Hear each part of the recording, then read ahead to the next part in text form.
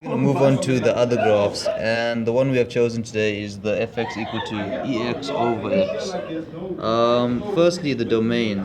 The domain is for x value smaller than 0 or x value is greater than 0. So when this is taken into consideration, the domain for the whole entire graph would be excluding negative infinity to 0, union 0 to infinity. The range now, it's also got a similar effect. The y value smaller than 0 or y value greater than 0. So in turn we have negative infinity to 0, union 0 to infinity. Next we're going to move on to the intercepts.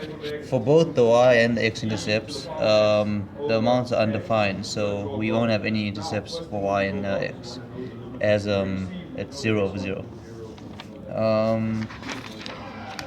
Next, we're going to move on to the symmetry. For the symmetry, we take both as f of negative x and negative f of x. So for f of negative x, you sub in the negative into the x values, and you get e to the negative x over negative x. And this in turn does not give you fx, so it's not even. Thus, on the other hand, negative y equal to negative e to the x over x. Negative f of x is not equal to f of negative x, therefore this is not odd. So thus, e to the x over x is neither even or odd. On to the asymptotes. For the asymptotes, x and y will both be equal to 0, as for the x asymptote, you take the limit as x tends to a from the left and the limit as x tends to a from the right of f of x, and in turn becomes plus or minus infinity. Similarly for the horizontal, x tends to negative infinity or positive infinity. Thus the y asymptote is equal to 0. For critical points, you find the first derivative by using the quotient rule. So you take the bottom squared on top e to the x times by x minus e to the x times by 1 basically, which is in turn is e to the x minus e to the x over x squared. And this you make equal to 0 to find your critical points.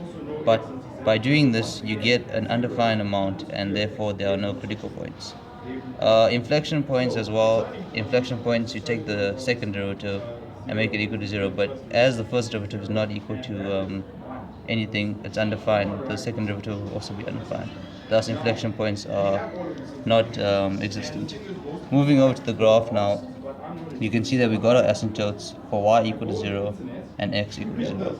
You've got your center points, and your graph tends to,